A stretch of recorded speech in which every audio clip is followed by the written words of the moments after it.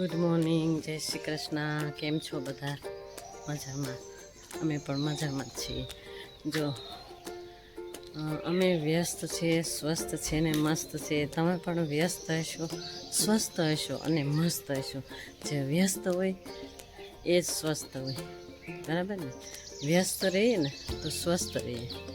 કહેવત છે ને કે ભાઈ જીવનમાં આપણે વ્યસ્ત રહેવું જોઈએ, તો આપણી હેલ્થ સ્વસ્થ રહે. રોજ હું કહેતી હોઉં વ્યસ્ત છીએ, સ્વસ્થ છીએ, મસ્ત છીએ, એનો અર્થ જ એ થાય કે આપણે વ્યસ્ત હોઈએ ને તો આપણે સ્વસ્થ રહીએ. જ્યારે જીવનમાં આપણે અમુક ઉંમર થાય ત્યારે આપણે હેલ્થનું ધ્યાન રાખવું જોઈએ અને વ્યસ્ત રહેવું જોઈએ જીવનમાં. ચાલો ત્યારે આગળ વધશું. આજે શું રૂટિન છે? અત્યારે લગભગ 6:45 વાગી ગયા હતા અને હું મારી અગાસી ઉપર આવી ગઈ, કેમ કે નીચે હોલમાં જ મેં આજે એક્સરસાઇઝ, વ્યાયામ બધું જ કરી લીધું હતું. પ્રભુ પિતાની યાદ સાથે માતાજીને દીવાબત્તી પણ કરી અને ઉપર આવી ગઈ અગાસી ઉપર. થોડું વોકિંગ કરી લઈએ. વોકિંગ કરતાં તમારી સાથે વાતો કરી લઈએ. મને એમ થાય કે મારા યુટ્યુબ ફેમિલી સાથે હું થોડી વાતો કરી લઉં, નોકઝોક સાથે સરસ મજાની વાતો કરી લઈએ, પછી હું આગળ વધું. અને મારા ચકલાની કલરવ સાથે મસ્ત કલરવ હતું. વહેલા તો 6 વાગે તો એવું થતું હતું કે ચકલા એટલા ગુંજતા હતા, કેમ કે પરોઢીએ ઉઠે ને ત્યારે એ લોકો પણ એની ભાષામાં વાતો કરતા હોય કે ભાઈ શું કરશું, આજે ક્યાં જઈશું, કઈ જગ્યાએ આપણે ખોરાક લઈશું, ક્યાં પાણી પીશું. અંદરો અંદર એની ભાષામાં જ વાતો કલરવ સાથે.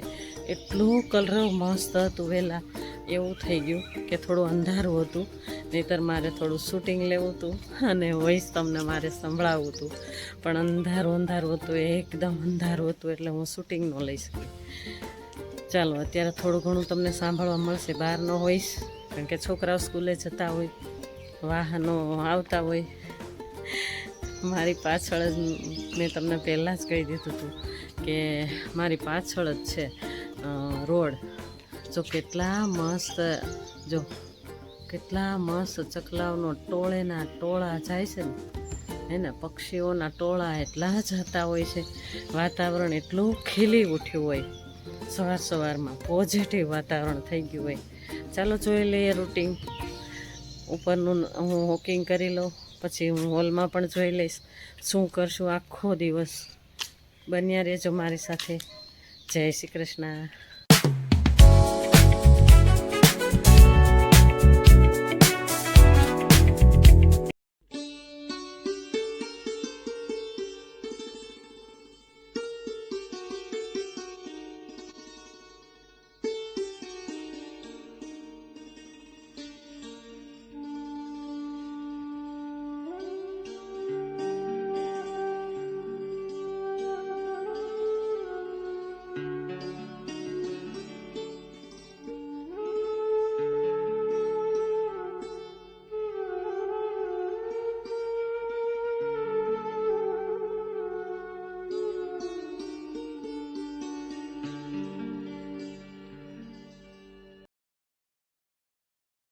જીવન આપણું એવું સંઘર્ષમય જીવન છે.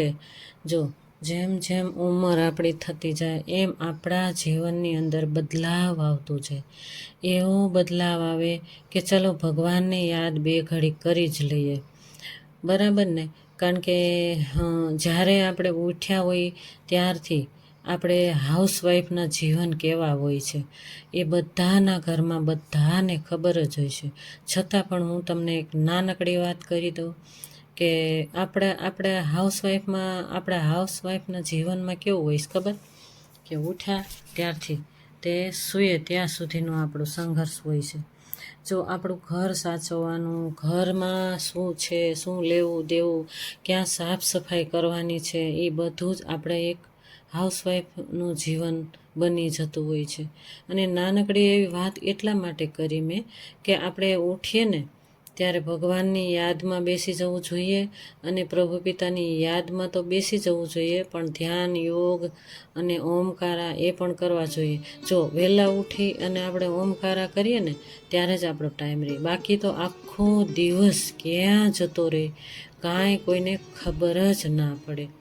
સાચી વાત કરું ને હું તમને કે જો આપણે આપણા જીવનમાં બદલાવ લાવવો જરૂરી બની જાય, કારણ કે દિવસ પડે ને ત્યારથી આપણે ઉઠ્યા હોઈએ ને ત્યારથી સૂઈએ ને ત્યાં સુધી આપણે કામ રહેતું હોય છે, બરાબર ને? કેમ કે આપણું જીવન જ એવું બની ગયું હોય કે ઘર સંભાળવાનું. છોકરા મોટા કરી દેશું ત્યારે શાંતિ મળશે, છોકરાઓ મોટા થઈ ગયા, છોકરા પરણી જશે ત્યારે શાંતિ મળશે. છોકરાઓ પરણી જાય અને આપણે હે ને, જીવન જ આપણું એવું છે ને કે આપણે રાહમાં રહે હંમેશા, કે આપણું માથેથી કામ હળવું થશે. ત્યાં તો કામ વધતું જ જાય હે ને, જેમ જેમ ઉંમર થાય ને એમ આપણું કામ વધતું જાય.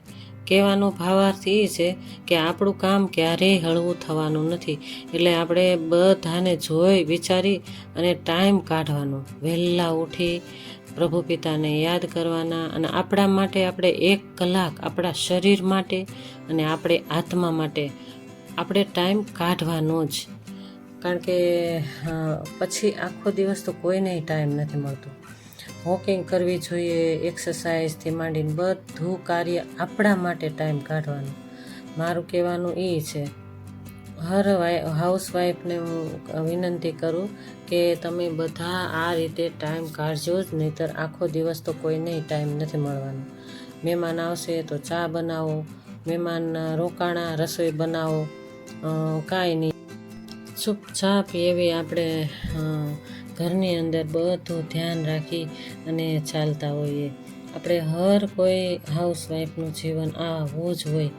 તમને ખ્યાલ આવતો જ હશે. આ મારી વાત સાંભળી અને તમને ગમે તો તમે મારે કમેન્ટમાં કહેજો કે છે ને આવું જીવન આપણું, કે આપણે ઉઠ્યા ત્યારથી સૂઈએ ને ત્યારે શાંતિમય જીવન તો આપણું છે જ નહીં. કારણ કે બધી જગ્યાએ ધ્યાન રાખવાનું, સાફ સફાઈથી માંડી અને ઘરના કામ એવા હોય, એટલા કામ એવા હોય કે બધી જગ્યાએ ધ્યાન રાખવાનું.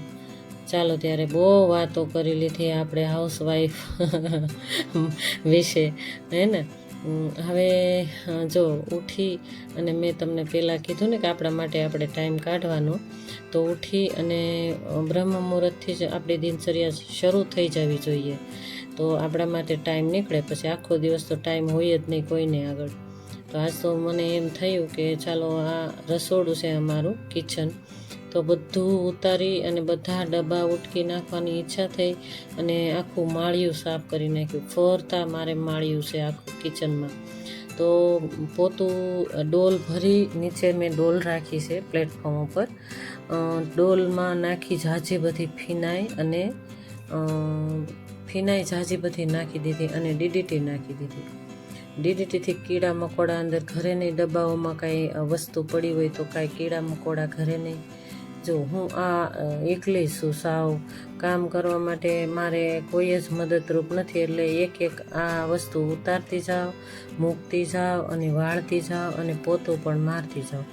બધી વસ્તુ જોવાની, કઈ વસ્તુ ઉટકવાની છે. હમણાં જ હજી કર્યું હતું એટલે એટલું બધું છે નહીં.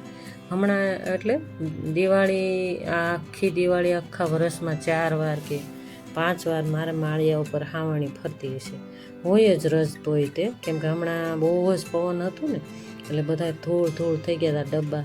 આ ખુલ્લું માળિયું મેં રાખ્યું છે, પેલું કરાયું નથી મેં, ફર્નિચર ઉપર નથી કરવા દીધું મેં, કારણ કે ફર્નિચર કરાય તો ફર્નિચર આખું ચીકણું થાય. રસોડામાં તો તેલ ઉડતું હોય અને અમે સીમની બીમની કાંઈ મુકાવી નથી, એટલા માટે ખુલ્લું છે. એટલે મેં ખુલ્લું જ રખાવી દીધું હતું માળિયું. એ ખુલ્લું રાખો ને તો વસ્તુ બધી, પણ ખુલ્લું ન રખાયો, કારણ કે આપણે ડબ્બાની બધા ઉટકવા જ પડે બધા. જો આ તેલ હમણાં જ અમે કઢાવ્યું, 3 ડબ્બા તેલ કઢાવ્યું હતું, 2 ડબ્બા કમ્પ્લીટ ભર્યા છે ને 1 ડબ્બો તોડ્યો છે. એટલે અમારે લગભગ 4 કે 5 ડબ્બા જ હોતા હતા, પણ દીકરો વયો ગયો પછી અમે 2 જણા રહી ગયા. દીકરી છે એટલે અમારે જેટલું જોઈતું હતું એટલું અમે સિંગ તેલ કઢાવ્યું. એ ડબ્બા તો મારી દેન નથી કે હું ઉતારીને સાફ કરું, હજી હમણાં જ મેં મૂક્યા છે એટલે એ સાફ જ છે નીચેનું બધું. એટલે મેં એ ડબ્બા એમના એમ રહેવા દીધા અને બધું આખું માળિયું મેં કિચનનું સાફ કરી નાખ્યું. સાવણી વડે બધા ઝાડા તો બહુ એટલા બધા હતાય નહીં, કારણ કે આપણે સાવણી ફેરવતા જ હોઈએ હે ને. આપણે મેં આગળ જ તમને વાત કરી ને હાઉસવાઈફની, કે આપણે આખો દિવસ પછી ટાઈમ મળવાનો જ નથી, કાંઈક ને કાંઈક આપણે કામ કરતા જ હોઈએ. જો છોકરા નાના હોય તો છોકરાઓમાં પડ્યા હોઈએ, અને છોકરાઓ નાના ન હોય અને આપણે જ્યારે ઉંમર પ્રમાણે ધ્યાન ન રાખીએ ને તો આપણે કેટલા એવા દુખાવા અને કેટલા એવા બીપી, ડાયાબિટીસ, કોલેસ્ટ્રોલ આવવાની સંભાવના રહે. આપણે અમુક ઉંમર થાય ને એટલે આપણા માટે આપણે વહેલા ઉઠીને ટાઈમ કઢે. મને તો એટલી ખબર પડે. મેં આગળ તમને ઘણું બધું કીધું અને ઘણું બધું મારે કહેવાનું ન હોય એવું પણ કીધું. કોઈને દુઃખ લાગે તો પણ તમે મને કમેન્ટમાં કહેજો, બરાબર. ચાલો, બધા ઉતારી લીધા ડબ્બા, અને ડબ્બા પણ ફળિયામાં મૂકી આવ્યા. મારા હસબન્ડને મેં કીધું થોડી મદદમાં આવી જાઓ, તો બિચારા આવી અને બધા ડબ્બા એમણે ફળિયામાં મૂકી દીધા. પછી બધા ઉટકી નાખ્યા, મેં જ ઉટકી નાખ્યા, પણ મને મૂકવા લાગ્યા ખાલી મૂકવા લાગ્યા. એટલે હું કામ જ્યારે કાઢું ને ત્યારે એક વસ્તુની મારે કામ કાઢવાનું. આખો દિવસ હું કામ ન કરું, કન્ટિન્યુ કરતા હોય ને તો 2 વાગ્યા સુધી કરવાનું. 2 વાગ્યા પછી આરામ જ.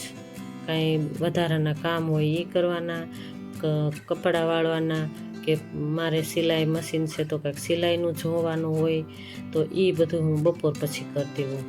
તો આ હું 2 વાગ્યા સુધી મેં જો આ કામ કર્યું.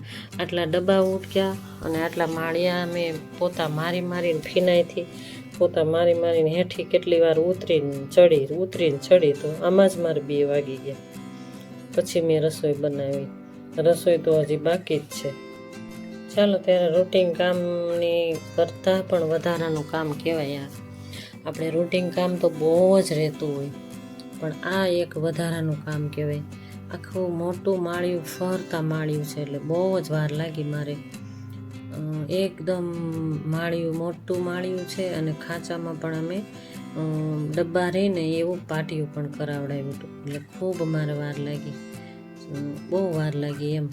પછી નીચે ખરે એટલે નીચેનું તો સાફ કરવું જ પડે. સમજતા જશો ને તમે કે નીચે ખરે એટલે નીચે કચરા પોતા કરવા જ પડે. એટલે 3-4 રૂમ છે એટલે બધી જગ્યાએ પાછા કચરા પોતા કરવાના, એટલે કેટલી બધી વાર લાગે. 2 વાગ્યા પછી રસોઈ બનાવીને 3 વાગે અમે જમ્યા બંને જણા. એટલી બધી વાર લાગી, કારણ કે જેવું તેવું કામ તો મને ગમે જ નહીં. પાછું જેમ તેમ કરીને નીકળી જાઉં ને એ પાછું મને ગમે જ નહીં. જો ફિનાઈના પોતા મારી દેવાના, ઘસીને કાંઈ હતું નહીં, છતાં આપણે શાંતિ થઈ જાય, એમ થાય કે હાલો બહુ સરસ ચોખ્ખું કરી નાખ્યું આપણે. થાય ને એવું બધાને થાય, મને એકને નહીં બધાને. હા, અને આપણે એક શીખવું જોઈએ, દરેક વાત આપણા જીવનમાં આવતી હોય છે, એ દરેક વાતને આપણા જીવનમાં બેઠાડવી જરૂરી નથી.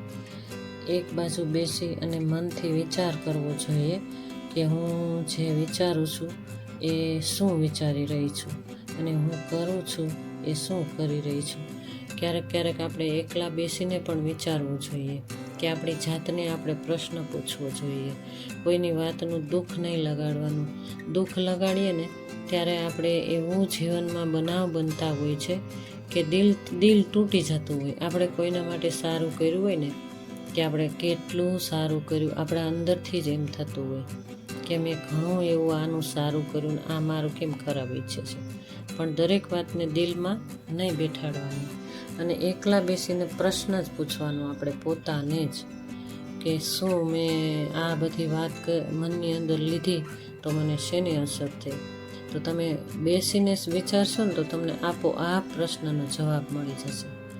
ચાલો, ત્યારે વાતોમાં હું તમને કહેતા ભૂલી જ ગઈ કે જો મેં DDTનું ડબ્બી બતાવી હતી, અને આ કેટલું ડોળ નીકળ્યું જોયું ને, ફિનાઇલ મારીને પોતા માર્યા ને તો કેટલું ડોળ નીકળ્યું. કેટલા વાસણ હતા જો, બધા જ વાસણ મેં એકઠા કરીને ઉટકી નાખ્યા, ઘસી ઘસીને સાફ કર્યા. 1.5 કલાક તો મારા વાસણમાં થઈ. પછી મેં આખું ઘર સાફ કરી નાખ્યું, પોતા કચરા ઉપર માળ્યું તમને બતાવ્યું. અને આ હોલ બધું કરવું જ પડે, ઉડે એટલે એમ નામ ન રહેવા દેવાય. અને ચાલો 2 વાગે હું રસોઈ બનાવવા બેસી ગઈ. 2 વાગી ગયા એટલે રસોઈ ચાલુ કરતી હતી. અને આ ચટણી જે દળાવી હતી ને એ થોડીક મેં કાઢી લીધી, બાકી સ્ટોરેજમાં મેં મૂકી દીધી ડબ્બામાં. અને આ કાચનો શીશો છે એમાં થોડીક કાઢીને રાખી દીધી અને ભરી લઈએ. આજે એ ચટણીનું શાક બનાવી નાખીએ ભાઈ, બરાબર ને. કેવી લાલ ચટક છે, જોયું ને, સરસ એવી મસ્ત સ્વાદિષ્ટ ચટણી. અને સરગવો બટેટા છાલવાળા અને સરગવો બટેટાનું શાક બનાવી નાખીએ. ઉપરથી જ બાફા મેં મૂકી દીધું હતું. અને હવે મીની ટમેટી મને એમ થયું કે નાખવા દે, તો મીની ટમેટી નાખી દીધી અને શાકનો વઘાર કરી નાખ્યો. અને આ ઉપરથી મેં કોથમીરનું પાવડર મેં સ્ટોરેજ રાખ્યું હતું અને મેથીનો પાવડર મેં સ્ટોરેજ રાખ્યું હતું, એટલે કસૂરી મેથી બની ગઈ. એનાથી મસ્ત એવું સ્વાદિષ્ટ રસોઈ થાય છે. સરગવો બટેટા અથવા બટેટાનું ખાલી બટેટાનું શાક જ્યારે મેથી કસૂરી નાખો ને તો એટલું સરસ સ્વાદિષ્ટ શાક થાય છે. અને જો બાજરીનો રોટલો કરી નાખ્યો, જુવાર બાજરી દળાવીને જ રાખી હતી, તો બાજરીનો રોટલો અમે બંને જણા માટે. આ થાળી તૈયાર થઈ ગઈ, આવી જાવ જમવા. દહીં સાથે રોટલી પણ મેં બનાવી હતી, શૂટિંગમાં નથી લીધી. ચાલો એટલા અમે કાલ હું મારા ફ્રેન્ડ ગયા હતા તો લઈ આવ્યા હતા અસ્તરનું પીસ લઈ આવ્યા હતા. જ્યારે હું બ્લાઉઝ બનાવવા બેસીશ ત્યારે હું તમને શૂટિંગમાં પણ બતાવીશ. અને કપડાં તો અડધા સુકાણા અડધા ન સુકાણા, મેં હાથે જ ધોયા હતા. જ્યારે હું વાસણ ઉટકતી હતી ને ત્યાર પહેલાં મેં કપડાં બધા જાતે જ ધોઈ નાખ્યા હતા. પણ કયું કામ ન કરવું કયો તમે. જો મેં પહેલાં જ તમને કહી દીધું કે આપણે આપણા માટે ટાઈમ વહેલા કાઢવો જોઈએ. નહીંતર આ બધી વસ્તુ તો આપણે વળગેલી જ હોય આખો દિવસ, બરાબર ને. કપડાં ધોઈ નાખ્યા હતા અને અડધા જ કપડાં અમે બંને જણાના જ મારા સુકાઈ ગયા હતા, એ લઈ લીધા. બાકી તો હજી દોરી જ છે, હજી દોરી ભરી જ છે. એટલા કપડાં પણ મેં ધોયા હતા. તો ધોઈ અને ઘડી જેટલા હુકાણા એટલી ઘડી કરી નાખી. અને ચાલો સરસ મજાની ઘડી કરી નાખી, કબાટમાં ગોઠવી દઈશું. અને આ મારે કાલનું હતું. જો મેં તમને વાત કરી હતી ને, મારે ફિટિંગ બહુ લેવું પડ્યું, કારણ કે મારું થાઇરોઇડ જેમ જેમ ઉતર્યું એમ મારું શરીરમાં પણ ફરક પડવા લાગ્યો. એટલે આ મેં સિલાઈનું કામ પણ કરી નાખ્યું હતું, કાલ જ કર્યું હતું. એ કાલ શૂટિંગમાં મારે નહોતું લેવાનું. આ મારે જો મેં બ્લાઉઝ મેં મારા જાતે જ સીવ્યું હતું. બ્લેક કલરનું બ્લાઉઝ છે, એ પહેલાંનું છે એ. અને આ સાડી અમે મારા ફ્રેન્ડ ગયા હતા ને ત્યારે લઈ આવી હતી, અમે લઈ આવ્યા હતા.